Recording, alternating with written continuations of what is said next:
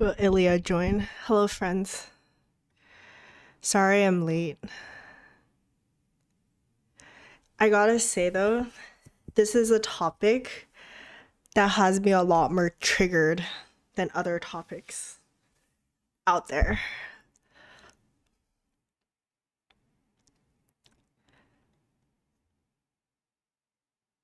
Will Ilya join?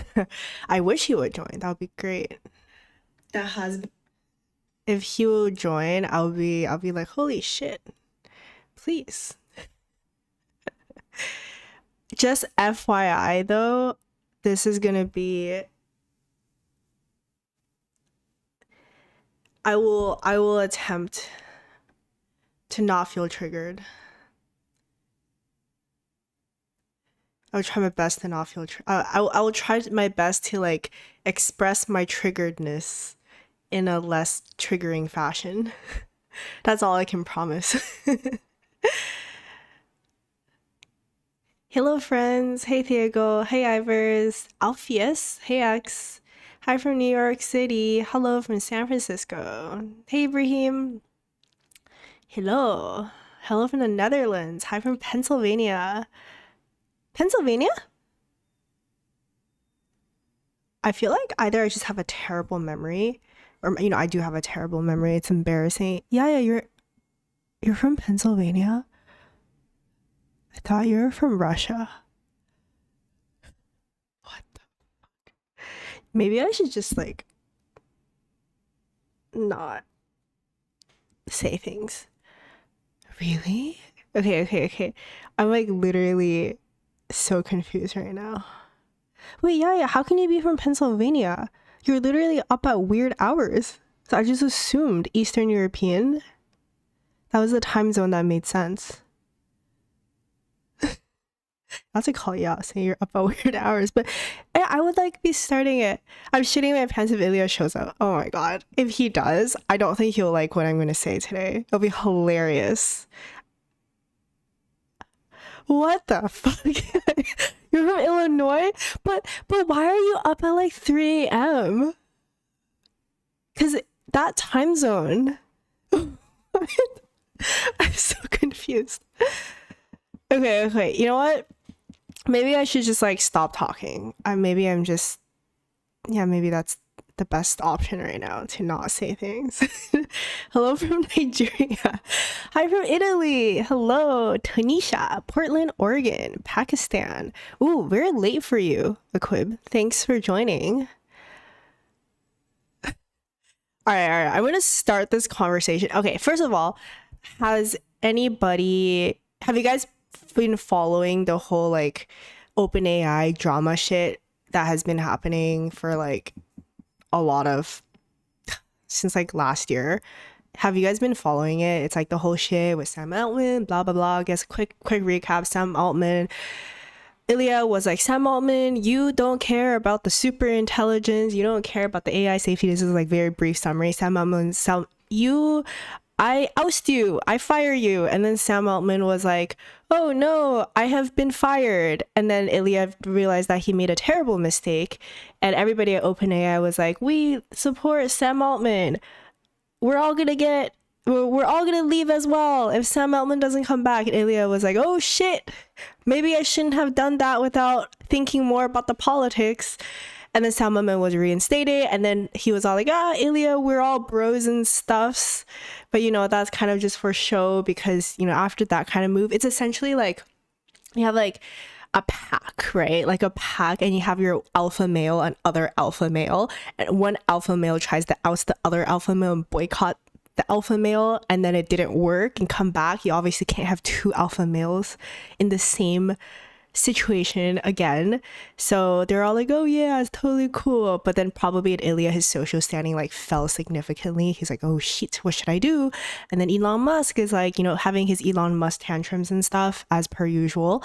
It's like, oh no, how can Apple form alliance with OpenAI? Fuck all of you, Ilya, you come with me. Ilya's like, no, fuck you too. Maybe it wasn't that dramatic, but like, I don't want to go either.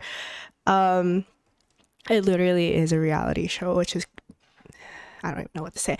Yeah, anyways, and then there was like some silence after a while. Ilya was probably just like, oh shit, what to do? He's probably have like being like socially ostracized at OpenAI. Yeah, and then recently, so I'm gonna share my screen now. Anyways, did everybody catch up to all of that? One sec. Oops, I think I died. Okay, I think I'm back. All right, so then on Twitter, on X, this was just like a few days back. Where'd it go? Ilya was on June 19th. He's like, I am starting a new company. And then this is what it says, okay? I'm gonna read it out because like I need to read it out to you for you to like to make my point, okay? First of all, okay, no, I'm just gonna read it. Superintelligence is within reach. Building safe superintelligence SSI is the most important technical problem of our time. We've started the world's first straight shot SSI lab with one goal and one product, a safe superintelligence. It's called Safe Superintelligence Inc. SSI is our mission, our name, and our entire product roadmap because it is our sole focus. Our team, investors, and business models are all aligned to achieve SSI. We approach safety and capabilities in tandem as technical problems to be solved through revolutionary engineering and scientific breakthroughs. We plan to advance capabilities as fast as possible while making sure our safety always remains ahead. This way, we can scale in peace. Our singular focus means no distractions from management overhead or product cycles, and our business model means safety, security, and progress are all insulated from short-term commercial pressures. Ooh, that's a dig there. We are an American company with offices in Palo Alto and Tel Aviv, where we have deep roots and the ability to recruit top technical talent. We are assembling a lean, cracked team, I don't know what that means, of the best world's engineers and researchers dedicated to focus on SSI and nothing else. If that's you, we offer an opportunity to do your life's work and help solve the most important technical challenges of our time. Now is the time to join. Now is the time. Join us. Ilya Sutskever, Daniel Gross, and Daniel Levy. Oh yeah, and then pretty sure like so investors and then I can't remember his name. The other like intelligence, the AI lemon guy. His name was like Jan Lake also left, with Ilya as well. Okay, so I'm going to comment on this. Okay, first of all, I'm just going to. Yeah, fully personality complex. Hello from Brazil. Love from Malaysia. Hello from Egypt. Hello. Seems like a cockathon. Like the scandal with Adobe new terms and conditions. I think it's a bit more than that. Okay, so when you have a company that's called Safe Superintelligence Inc. It's you know what this reminds me of? You know like when companies like reassure you, or yeah, like they're like, oh, like definitely real organic foods in here. Or like, you know, definitely very safe, very good. Or, you know, if you're in a relationship with someone and they go like, I am definitely loyal. I definitely don't cheat. No, cheating, like cheaters are bad. And they just like say that without you questioning anything. Yeah. Safe Superintelligence Inc. Like, who thought that this was a great idea to call themselves Safe Superintelligence? It's like OpenAI, right? They're like, oh, we're like OpenAI, we're so open. And guess who became closed AI? I think there's that recent announcement where Sam was basically saying, hey, we should just become like a full for-profit business at this point because it's not working out. Like, this is literally what it feels like. I mean, it's like there's nothing wrong with what he's saying. It's just the way that he's saying it. It's just so unreasonable. Like, for example, a technical problems, blah blah blah, no distractions by management overhead or product cycles, and our business model means safety, security, and progress, and all insulated from short-term commercial pressures. I mean, this part, yes, but are you just doing a nonprofit at this point, like pure nonprofit? And by having no management overhead or product cycles, like this just sounds like business disaster. Like, I'm all for a flat organization and whatnot, but having no management overhead or having no cycles at all, like Safety, security, and progress are all insulated from short-term commercial pressure. How? Details. Who's funding this nonprofit? Who's giving like what? How are we not going to have short-term commercial success? I feel like if you just say all of these things and not provide any concrete evidence to support what you're saying right now, like it's just words. Like there's so many words here, and like it sounds great. It sounds wonderful, but what does that even mean? But yeah, I guess we have another player, Safe Superintelligence Inc. And if you look at their website, this is literally their website, all right?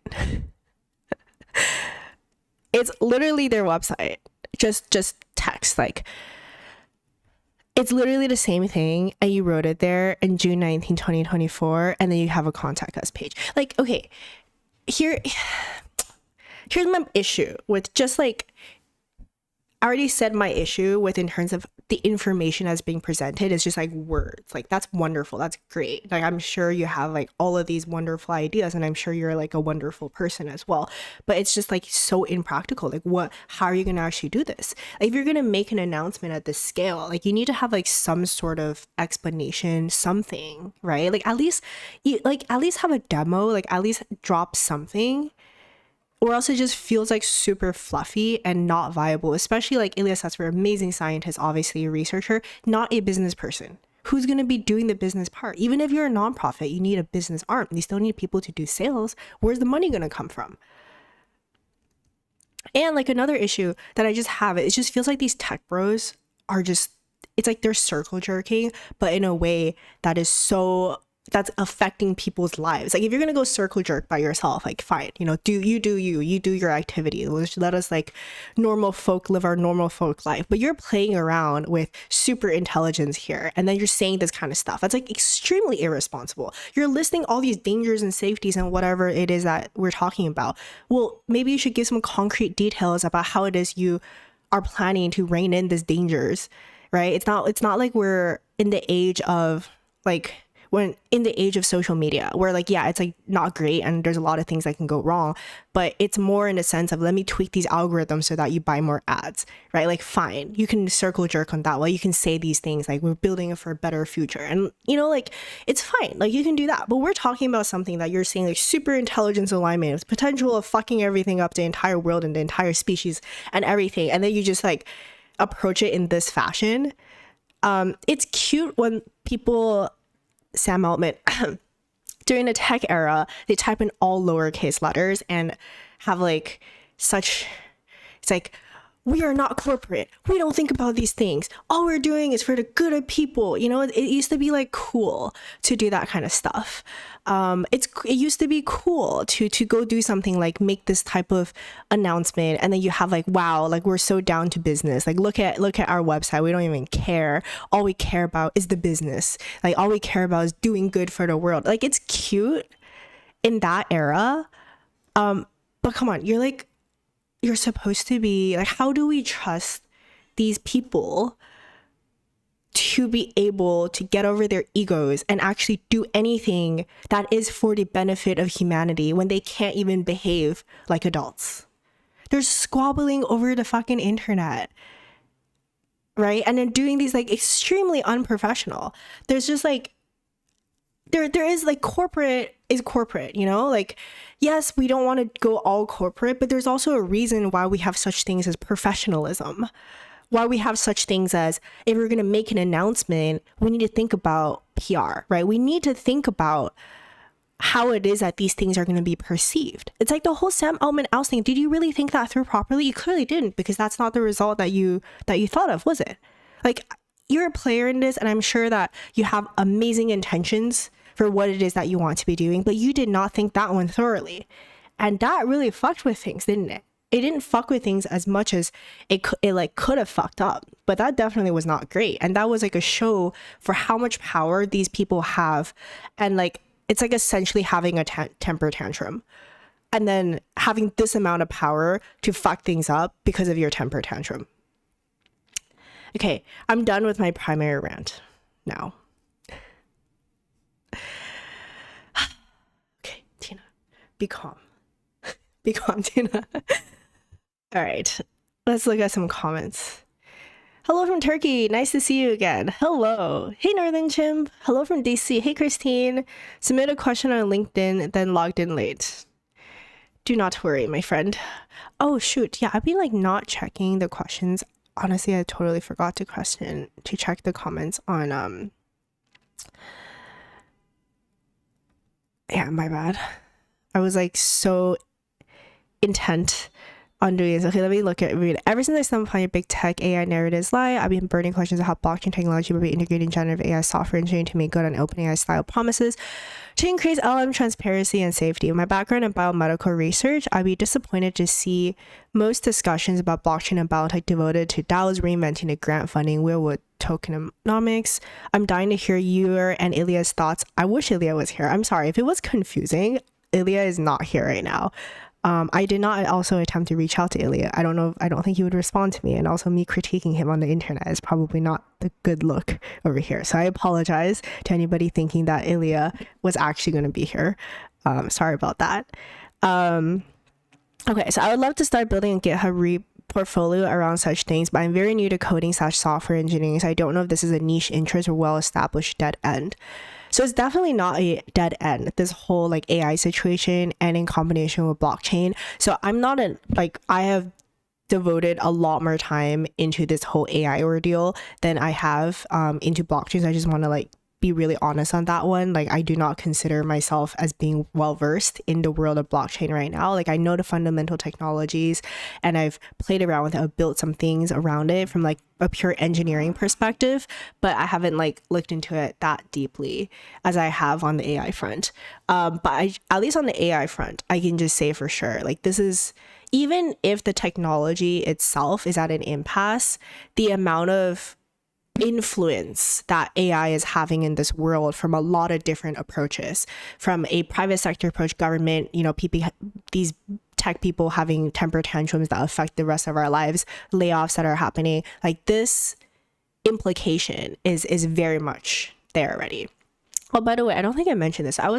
There's this conference called Open Source that was from a few weeks ago, and then I was part of this panel, which was like very clickbaity title called "Is AI gonna come for us all?" I did not have a say into this title, by the way, but I did talk about this. It was actually a very well balanced panel where we discussed AI safety, where it's heading. Is it like, what impact is it having in different sectors and things like that?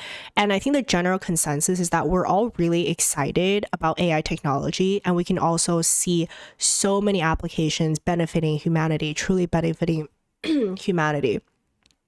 Obviously there's also like technological limitations. We had different perspectives on AGI and when it's going to happen and things like that. But generally speaking, like,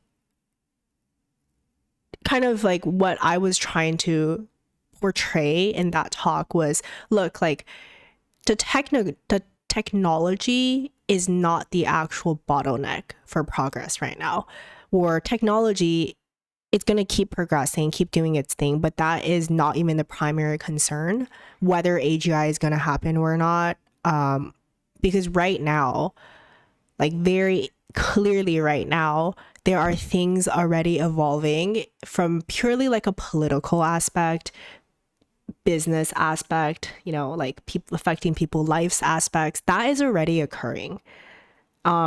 And I feel very concerned about the way that things are shaping up right now, because except for NVIDIA, who I think is just like NVIDIA is very smart. They're the ones benefiting from everything right now. But a lot of these other companies, they're all just like, their tech CEOs are just having some sort of temper tantrums all over X. And it's quite concerning that these people are supposed to be responsible for us. Okay.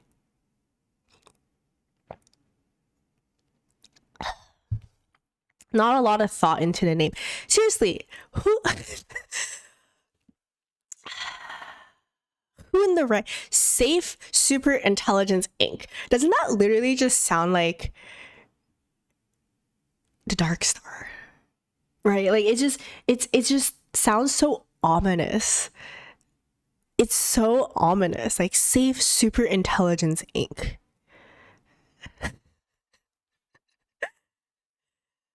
Oh dear. All right, please debate me as well, okay? I clearly have very strong opinions about this whole situation. I just think it's absolutely ridiculous. And I think from a government perspective, they don't know what's happening right now. And by the time they actually catch up to what's happening, shit's gonna hit the fan. I mean, it already hit the fan. It hit the fan last year.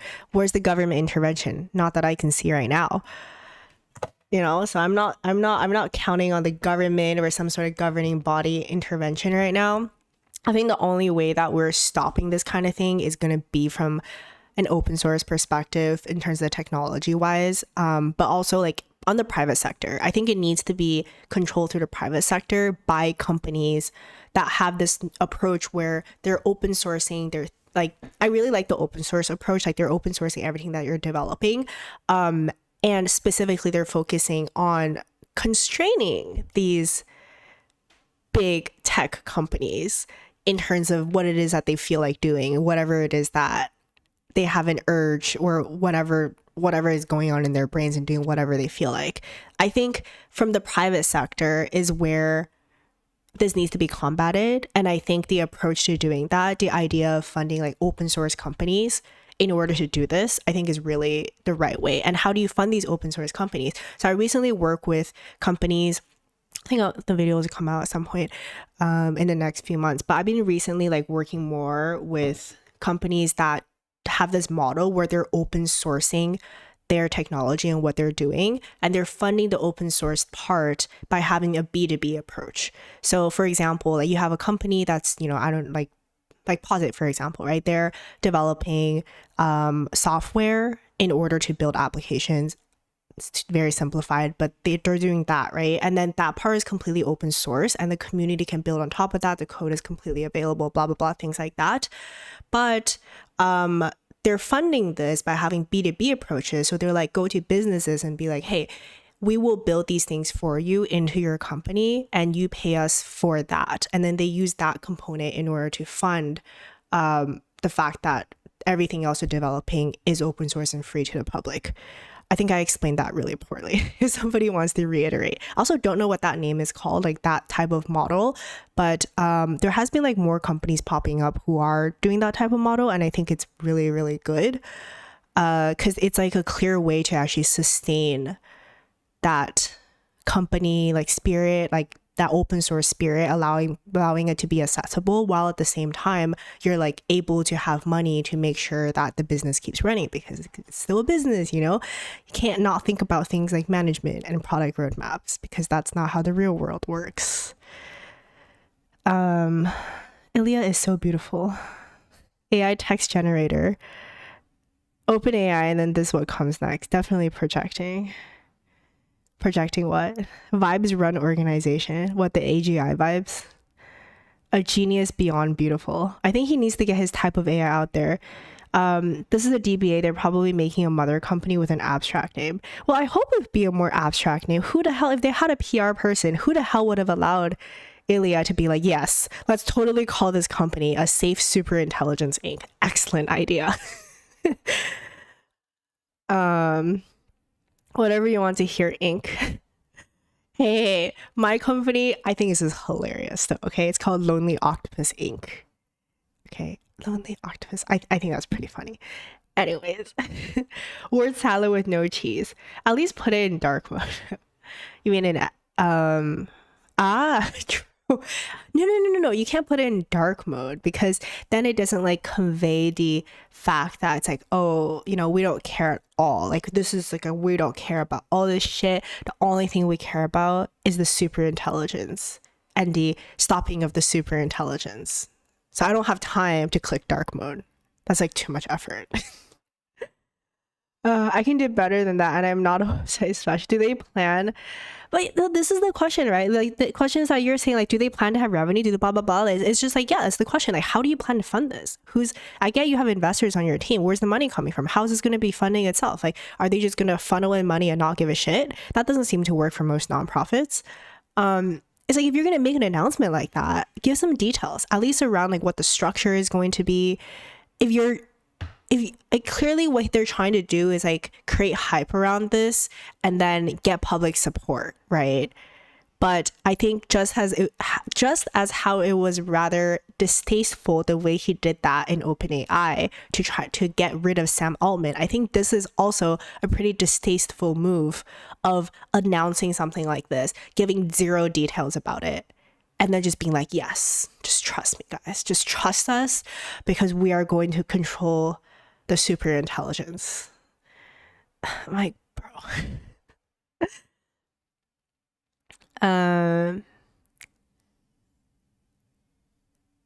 Tech bros have Wall Street confidence without the business sense. It really is like, oh god, capitalist tech bros laughing as open source hippies. Well, they used it. That's the thing though, because like I feel like, you know, it's like some weird thing because they generally were open source hippies at some point, right? Ilya was a researcher. Like they were researchers, academics, and it's just somehow like it all became like this. And some can say like they are just diving into their egos. And some people are like, oh, Ilya's just doing it for the money and things like that. In some ways, I actually don't believe that's the case, to be honest with you. I don't actually think he's doing it for the money. I think it's like some genuine like misguided notion. Like he thinks he's like doing this for the good of humanity, which he is, right? The mission itself is fine. But I don't think he understands the fact that just because from a technology perspective and from like a vision and what you want to do in your heart perspective, something is correct, doesn't mean that it gets implemented into society the way that you think it will. That's like kind of the whole thing. It's like, if Ilya truly cared about money, first of all, he wouldn't have been a researcher. Academic researchers, PhD and things like that. That shit, like you're like dirt poor for many, many years, right? And if he really wanted to make money, he would have joined forces with Sam Altman and Elon Musk, where he could be making like a shit ton of money right now. So I do think it's like he wants to do the right thing in his own way, but he just doesn't seem to understand that you can't just do that kind of shit. Like there needs to be tact in this. There needs to be consideration of the fact that people won't just like blindly follow you. You need to show something. And I think it's also from like not being in touch with the world, because we're all sitting here discussing this and this is great, right? You know, I care a lot about this. You clearly care enough to be here as well. But guess what? After this live stream, I'm going to go and live my normal people life, right? I'm going to work. I'm going to make money. I'm going to continue my job. And then I'm going to go and deal with my responsibilities and my life. And the thing is, like, you're saying all of these things, but as much as we care and we want to talk about these things as well, we also have lives that we need to support. We have jobs that we need to do. There's money that needs to come in. It's like you're saying all of these things, but how is it going to impact us? Because at the end of the day, we can debate as much as you want, but if there's no food on the table, the primary concern is to get the food on the table. And for us, the implication of the things that you're saying, how is that going to affect us as people, affect our lives?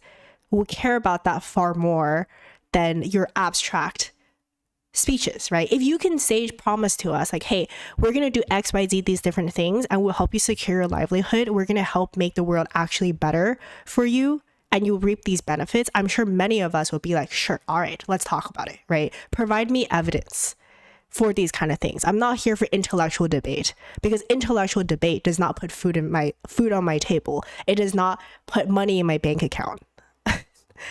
That's kind of, I just feel like he's like super out of touch. I don't think there has ever been professionalism in Silicon Valley. I think when things started becoming corporate, right? Like the tech companies eventually evolved to being more professional because they realized that they had to in order to scale. So you get like this thing where you get like startups who are kind of like, oh, fuck you, corporations, and then at some point they become corporations. I agree, it's not like the professionalism the way that people, you know, like, how do I say, it's a different sense of professionalism that evolves, but these people, they're just in such positions of power with absolutely no professionalism and so out of touch with reality, playing around with these tools that, oopsie daisies, you know, I'm gonna just accidentally destroy mankind. Whoops.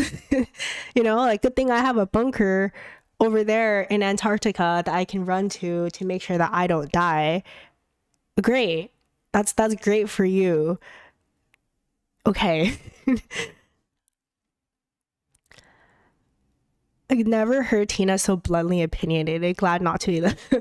I mean, I guess that's fair. I feel like I don't generally like I'm not as for or against something that much, because I can, generally speaking, see the other side and then try to like find some sort of thing in the middle, because usually things are like that. But this is just like straight out.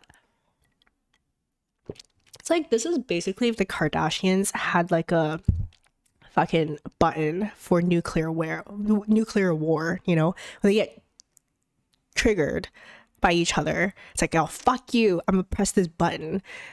Like, this is what it feels like. Founders should eventually make room for real managers, and just keep doing what they do, that's work on a technology. Yes, okay. Like, have people, like, the reason why these companies succeeded, like the big tech companies that succeeded, is because they had a COO that was put in place, right? They're like, that's great. Who is that? Shit, I can never remember her name. Yes, like Sheryl Sandberg, for example, right? Like, she basically, like, Zuck was like, oh yeah, like, you know, doing Zuck things, and then Sheryl Sandberg came. It's like, okay, great, you know, you do these things, you say these stuffs, but I'm actually gonna like make sure that the company runs.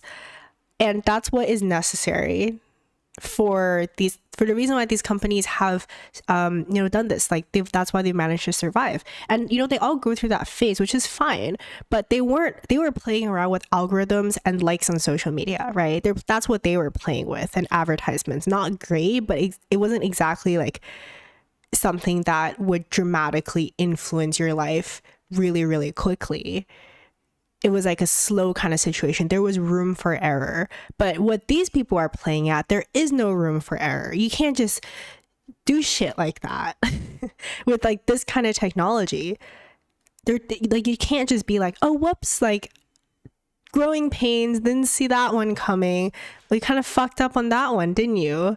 They're making a nuclear weapon, and Oppenheimer's like, whoopsie daisies. Like, oh shit, that one exploded a bit. I won't do it again. Oh, you know, it's like, that's how I would equate it to. Happy to join. Hello. I'm just like doing my rant now at this point. It really just pisses me off. Like, I don't like visiting X either. So it's just like, come on, like, can we, okay, I need to like just pull this up again, okay?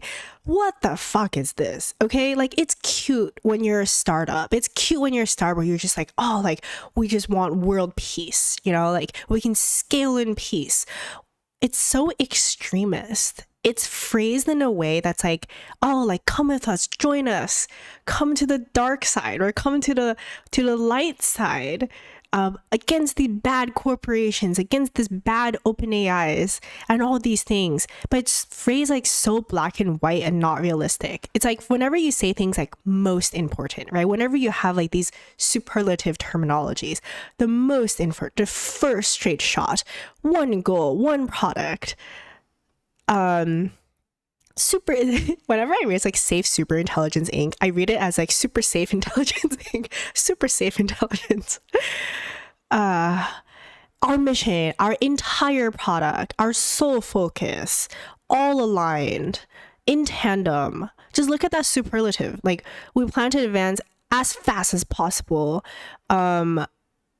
Singular focus, no distractions.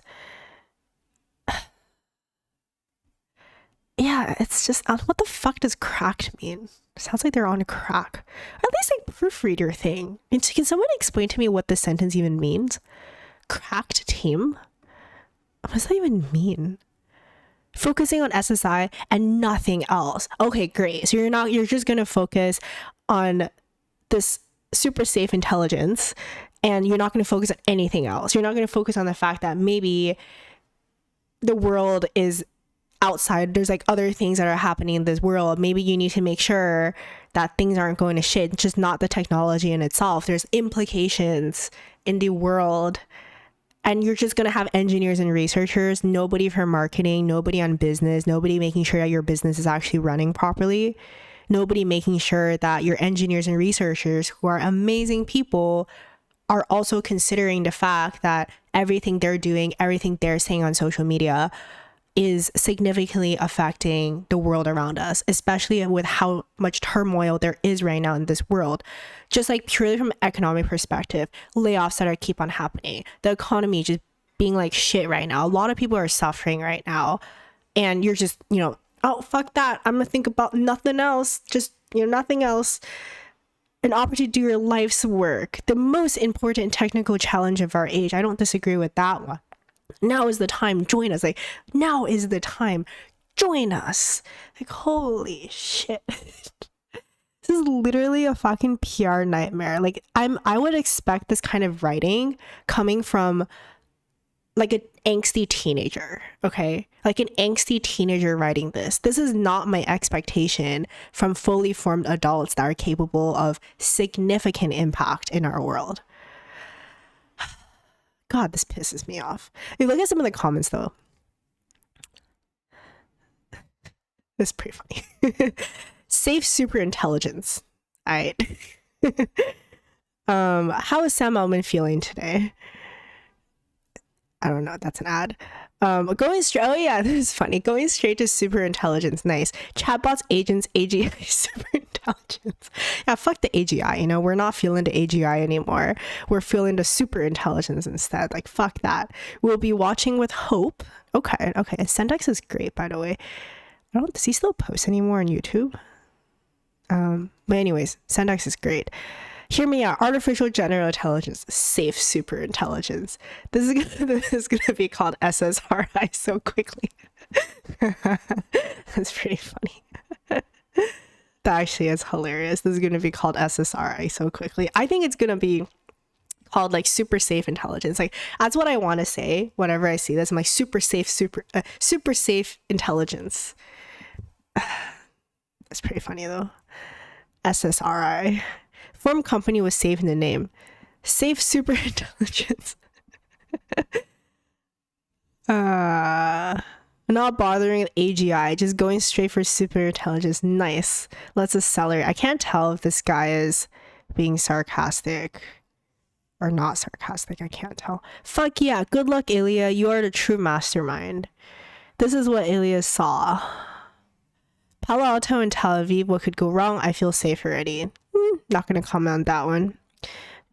Tel Aviv is a very big hub for tech, but I am not going to the politics right now. There's plenty to talk about, not going to the politics. Get in losers, building safe superintelligence. Oh, K9 ad. Everybody else's intelligence is poisonous. SSIs is safe. There you go. This actually summarizes it great. So this is a really good point.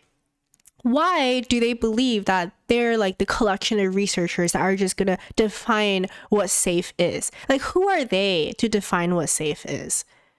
And okay, maybe you're making it completely open source and like everybody that's contributed towards fine. You do that, but like at least say it. This is like, I love that. Like, it summarizes it very, very well. Like, who are you to define what safe is? Or if you're going to define what safe is, can you like, please I would like to also know your definition of safe, because maybe your definition of safe is very different than my definition of safe, because you seem to have a very specific type of worldview in the world in which you don't worry about normal people things. Oh, email bounced. Huh, maybe we can try emailing them as well. There you go. What do you mean by safe? Right? I'll look at some comments. SSI FSCI, he cracked a 3-letter acronym. A team with cracked eggs. Oh dear. Just look at how you look entirely different from the thumbnail. Well, I apologize for that one. I think I was so triggered I literally woke up and just came to this live stream. I try to like clean up in the thumbnail, But I hope you can actually still see that my features are correct. I hope I haven't like, maybe if I lean further away and I look less triggered. Does that look more normal to you, like the thumbnail? Okay, cool. So your critique of Ilya is that he's too idealistic. I think he's too idealistic. He has no understanding of how business works. He's living in his own world. And if you're going to say something like this, give details. You can't just declare these things and just be like, oh yeah, trust me, bro. Just trust me. I'm going to make the super safe intelligence. Technical founders mostly focus on the tech and sometimes forget the business side that basically keeps the lights on. Yes. Silicon Valley has a sense of professionalism that's hindered by the lack of imagination and what can go wrong because they don't understand adversity common in the real world. And like, somebody needs to make them realize that most of us, it's like we would love to debate these topics. That's great. That's wonderful. But we also think about the stuff like, how's that going to pay my bills? Right? Like, how is that going to impact my daily life? And they might be like, oh, you need to like open up your mind. You need to like think about something that's other than the mundane. But the mundane is real. The money in my bank account is real. My job is real. Me eating things is real. Things cost money, right? It's like, yes, I understand this, very important, but that's because you don't think about these things because you already have that shit covered. Then you get to think about these things. It's you'll always say like when war happens, it's always the people on top who are like, oh yeah, we should definitely like, a lot of issues arise and we do the war, but who's the people actually losing in the end? Like, who's the people going out there fighting, getting like having their lives fucked up? Not the people at the top. They don't give a shit. It's like, come on, like most people are just genuinely speaking, regardless of where they live, what kind of government they have, the most similar people are like normal people, right? Not those in like massive positions of power, because we're all concerned about similar things. Like, we just want to live our lives peacefully, have a decent quality of life, these things like that, and do our activities and things. Not not this shit. I think it's just the typo. Cracked means amazingly good. Does it? Okay, good to know.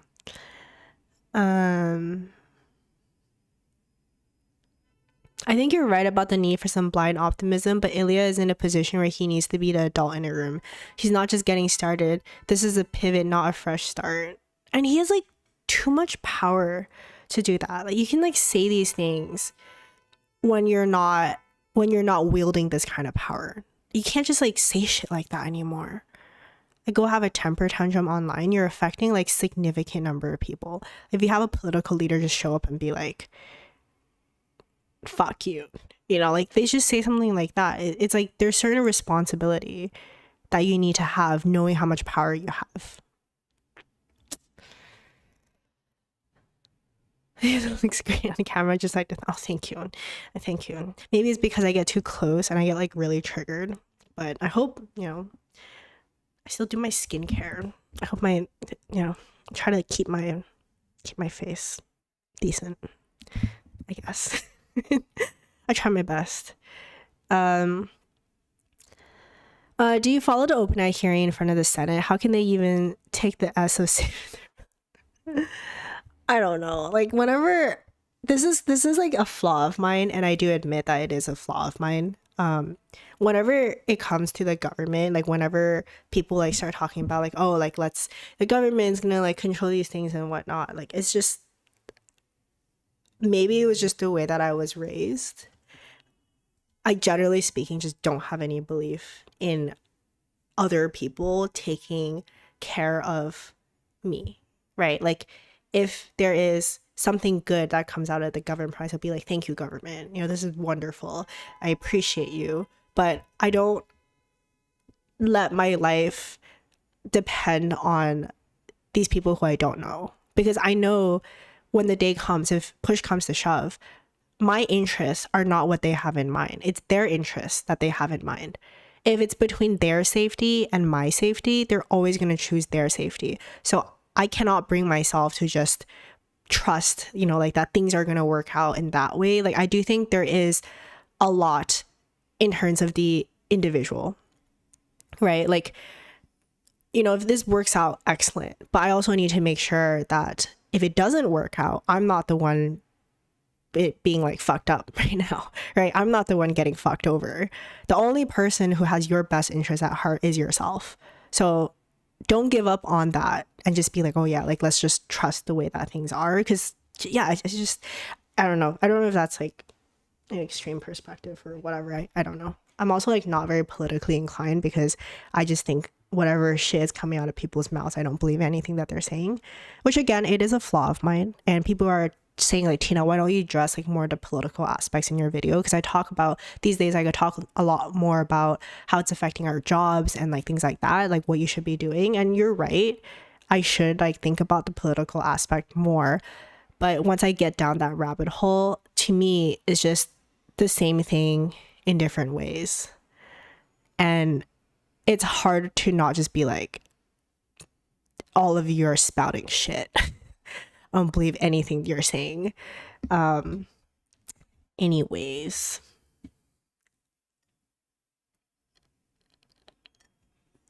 Oh, fuck. I hope you didn't see that. Okay, I just spilled stuff. It's fine. Thank you, Tina. I just came in and briefly reviewed your primary rant professionalism. I think that is absolutely true. Okay, I'm like mostly done with my rant now. I'm like, I have calmed down significantly because I was done with that. I was like inside me and I'm like, I have to control myself during today's live stream, not just spew shit. But I guess I did. At least I got their name out there. We are all talking about them. Okay, that's fine, right? Like maybe that's what the play is, you know, some reverse psychology shit. But I don't know if it were some reverse psychology shit. Like I wouldn't give Ilya that much credit, given his not so great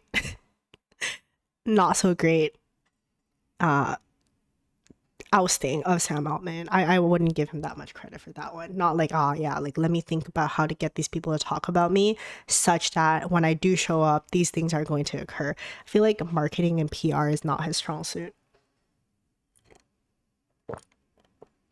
Being apolitical is pragmatic, not a flaw. You think so? I don't know. I get a lot of criticism about that, like by being not political, just like not thinking about politics. I do get a lot of criticism about that because like I should care about the entities, like, you know, like the nation and like things like that. But I also kind of grew up having like a lot of different experiences with a lot of different people and being in a lot of different places as well. So like in my mind, the idea of like politics, especially on a national level, it just seems, it's just like, I don't know what's supposed to come out of it, you know? If I were to state my political viewpoint, it would just be the fact that I don't believe any of this shit. These governing bodies, I understand the important use of governments in a purest sense. But in the implementation of governments, the most I can subscribe to, truthfully speaking, is like, I think the only thing that has viably survived right now is capitalism, because that is of the interest of the most people, right? Like that is something that people can relate to and it's aligned with people are like in their interests at heart. And I don't really have any particular commentary on whether that's good or bad or like, should we do these things or not do these things? I don't know. In my opinion, the only thing I can say is I think that I will take care of myself and I will try my best to do good for other people and help them do that as well. But I don't believe anybody is going to give me anything and anybody owes me anything. I don't believe that. I don't think anybody owes me anything.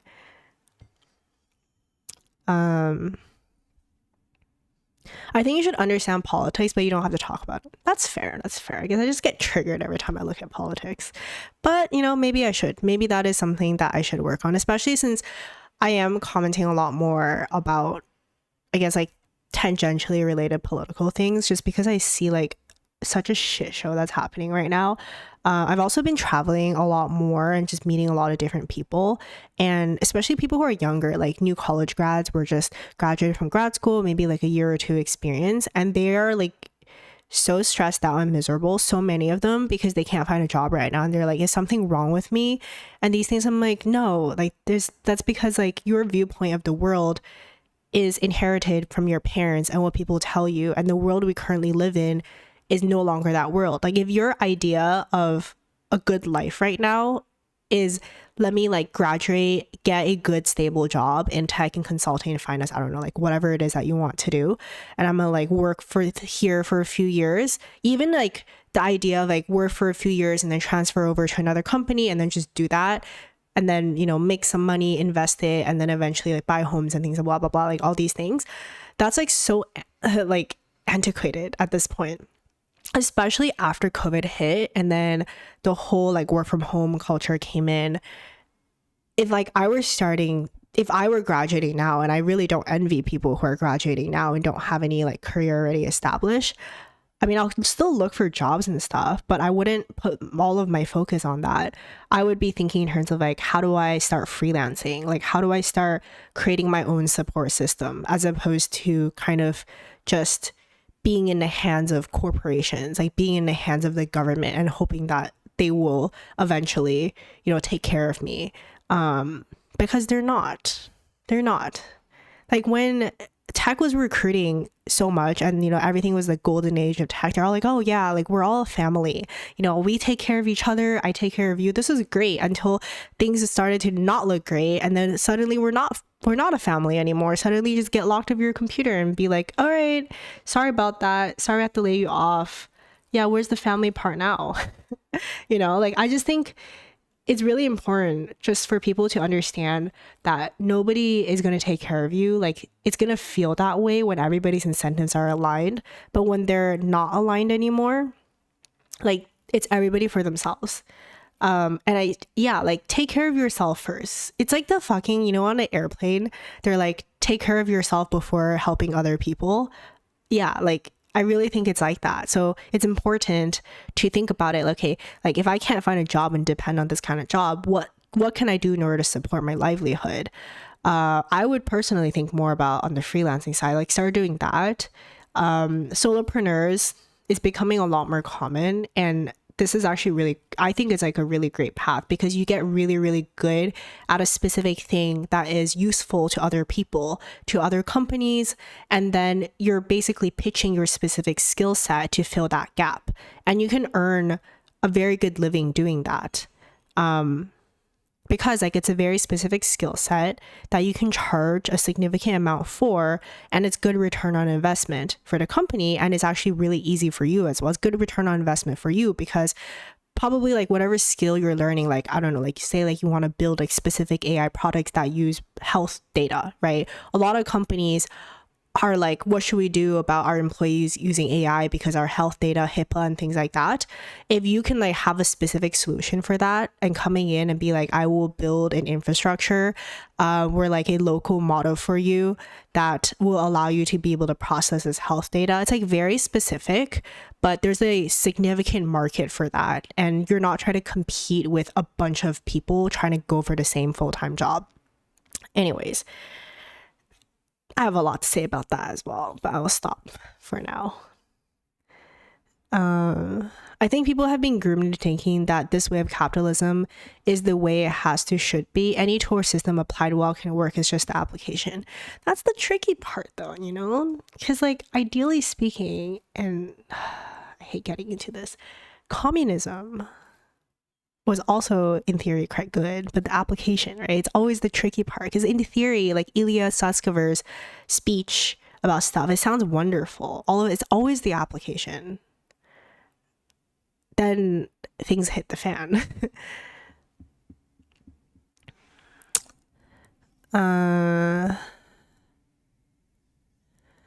Graduated with a degree in information technology and couldn't get a job for 3 years. Now I just do freelance video editing. And the thing is, like, that is something that is bringing money to your table. You can start growing that, right? There's clearly a demand for that. So that makes a lot more sense. And you have a lot more career safety in this case than actually getting a full-time job, because you're in control of your own destiny in this case, right? You're not just going to suddenly get fired.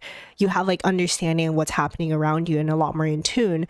And then like you can, maybe you don't want to make into like a massive corporation of video editing, but you can, if you wanted to, you can like hire somebody or work with different people to do freelance video editing, to like start a small agency yourself. There's just a lot that you can do right now that is outside of what is traditionally believed to be considered a good job. And in a lot of ways, like it's actually a better option than just having a job. Bunch of other reasons, like even on the tax perspective, having your own business and doing something like a solopreneur or things like that, just like the amount of tax benefit that comes from that as opposed to being a normal employee, it's huge. Best advice I ever got as an undergrad bioresearcher is to always think of yourself as a freelancer, even if you have tenure. That is really good advice.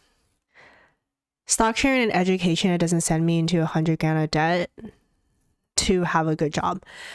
A lot of like, if I were starting over again, I would also like deeply consider alternative ways of education now, because I don't know how useful that degree is anymore. Like unless you're like thinking of going to academia, or something that's like very, like if you're not going to go to academia, you're like, I'm just going to get this degree and do business, or like, get a job and stuff like that.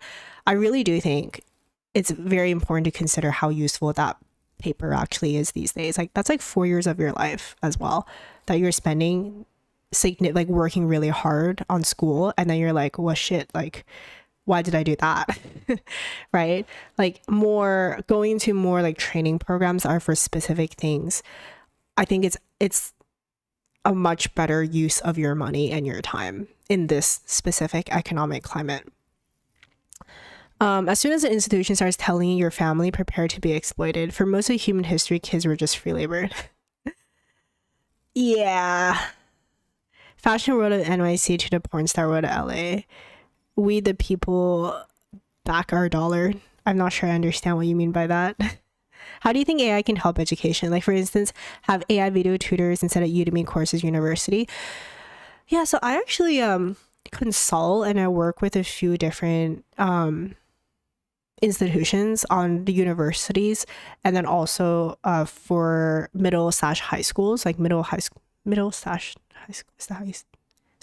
schools, pre-secondary education. There's a lot of ways that AI can help with education. I think it may not be like as big of a leap of saying having like a full AI video tutor, something like that. I think it can just start as simple as, for example, one of the consulting things that I'm doing right now is just having like a AI system for grading, right? Like that's something we were discussing. I was discussing with the school, which we were like kind of planning that out, is maybe you start off something small. Like teachers are using AI themselves to grade different things. Like what if we think about a way of developing a system that does consistent grading across the school? So that frees up a significant portion of a teacher's time, because apparently, like according to the schools, teachers spend like a significant amount of time just grading things, like mind-numbing stuff that is not really necessary. So like what if we just come up with a system that does most of that for the teacher, and they just have to review it beforehand, before like giving it back to the students. So afterwards, before giving it back to the students, it's like a simple low risk solution where you can start using AI. I think it doesn't need to be like that big of a leap into like just AI, like full on, like let's like make AI teachers, right? Like I think it doesn't need to be like that. I think just like starting off small, like thinking about how you can benefit from something small just to help you in order to make things better for your students, make your business more efficient, make the user experience better. That's good enough to start off with. Another on the other side as well, like implementing a system of teaching students how to use artificial intelligence instead of just like getting ChatGPT to write their entire essay for them, because kids are they're gonna use AI to try to write their essays regardless. It's like telling people not to use Wikipedia. You're still going to use Wikipedia. You're just going to cite the sources that Wikipedia cited and pretend that you didn't use Wikipedia. So just knowing that's the fact that's going to happen, like having these courses and teaching students how do you use AI in order to make your work better, as opposed to like sneakily trying to use AI and not using best practices. These are also things that I think schools should really think about, because it's also like super unfair. You have your teachers who are going to be using AI and you're like, oh no, students, you can't use AI, right? Like they're going to do it anyway. So it's like, think about structures for how it is that they can do it better. What else did we talk about? Oh yeah, like another one for education is being able to work with AI in order to come up with better curriculum. Because I think for most teachers, they're very limited in terms of how it is that you should be teaching things to that specific, to what they know, right? To what they've been exposed to. Generally speaking, my understanding is that like teachers would have like a specific curriculum. They're like, okay, you have to like talk about these topics, right? And maybe there's like some sort of test that students need to be assessed on. But what are different ways for you to design that course, design that class that could be outside the scope of what you currently know? Maybe some of your students don't do well when you tell them to read a passage because they can't focus on that, right? Like I was kind of one of those kids. Like I just like, when you tell me to read a passage, I just like can't focus. What about incorporating multimedia approaches that match individual student needs? Like instead of say reading a passage from a book, what if you converted that using AI into a video lecture instead? Maybe that's something that's better for a specific student in learning things, and AI makes this a lot easier to do. You can convert a lesson into a video or a movie that's a lot more interesting. You can make analogies. You can convert educational material into games. These are all things that is within reach like right now by using AI. Anyways, that's like some ideas. Tina, do you like philosophy? Where's that question coming from?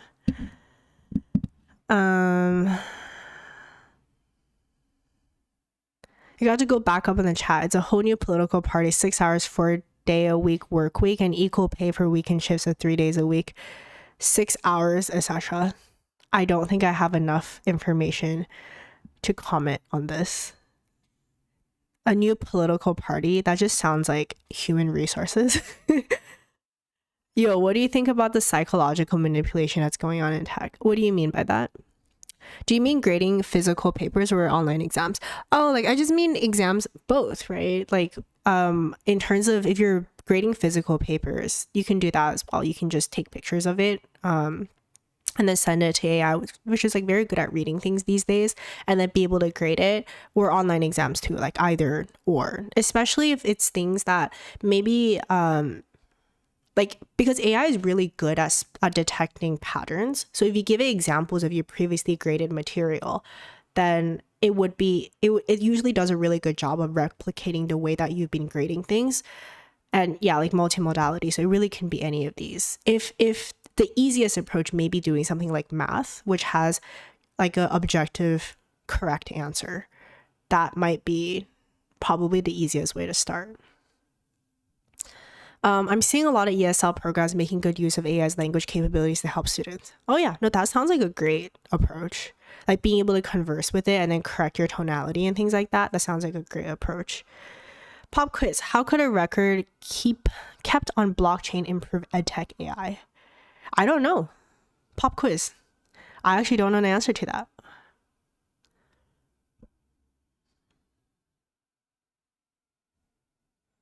Is it something like that is like an absolute truth that's there that the edtech AI can refer back to? That's kind of how I can think about it. Like more kind of like a database, or you have like multiple agents that are working on improving something, and then by consensus something gets updated when all these different agents are working at the same time.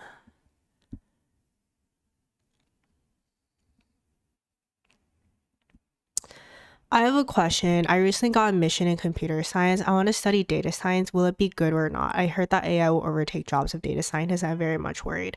I think you should go for it. My general piece of advice is that trying to avoid what is happening is worse than trying to understand what's happening and taking advantage of it. If you learn computer science and data science, that will give you a better understanding of what is happening in the world of AI right now. You'll have a much better understanding than somebody that doesn't have technical knowledge, and you'll be able to shape the way that AI is affecting you, as opposed to just hoping AI doesn't affect you poorly. And it gives you, there's a lot of work that needs to be done in the AI field as well. So it's not like AI is just suddenly going to take over everybody's jobs. And then just be like, oh, well, it's over. So I don't think it's a bad idea. I think it's an excellent idea for you to study computer science and data science. I met Mela Flanagan 2 weeks ago. Have you? No, I have not met her. No, I have not. I'm going to be asking the embarrassing question of I don't know who that is. Who is that? Oh, does she? Best known as the English dub. Oh, okay. Well, I've never watched the English dub version before, so I think I would also not know. You can't find. Oh shit! Sorry. Yeah, I wouldn't know. That's pretty cool though.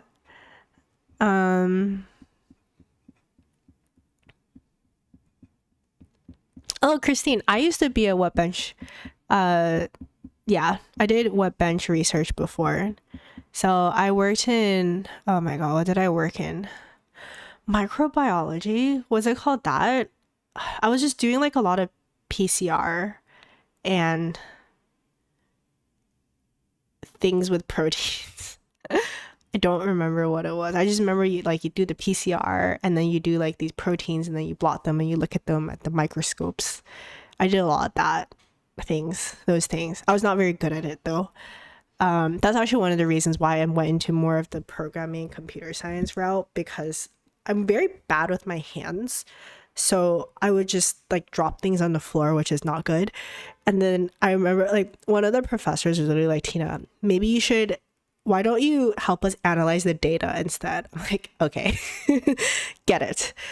Got it. Point taken. I used to think engineering paid the big bucks until I realized an escort in Las Vegas makes over $1,000 per hour. I chose the wrong career. You know, as an engineer, you have to have a certain type of skill set. And I guess as a Las Vegas escort, you also have a specific type of skill set. Depends. Do you have that specific skill set is the question. Vaccine development at Penn here. Oh, UPenn? Hey, I did my master's at UPenn, engineering department though.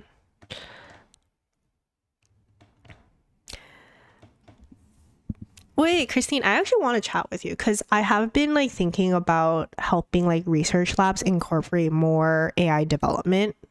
Sorry, not AI development. I wrote vaccine development. Sorry, I read vaccine development. What I meant was I would love to chat with you because I've been thinking about helping researchers like in different like university academic researchers incorporate AI into their research. Because I think especially in the sciences, like biomedical sciences, there's a lot that can be accomplished by using AI. Yeah, but I have not really pursued that. But yeah, if you want to chat, I would love to chat. Maybe we can talk about how AI can be incorporated to do things like vaccine development.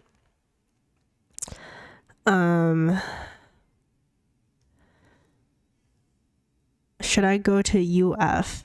That's cheaper but doesn't seem a luxurious or fit. I don't know what either of these are, I'm afraid. Hello, classmate. Hello. All right, I'm gonna go because it is currently 1:15 p.m. and I'm hungry. I got tired from my rant, so I'm gonna rest until my next rant. All right. It was great talking to everybody today. Thank you for listening to my rant. I appreciate it. I will talk to you guys next video or live stream. Bye.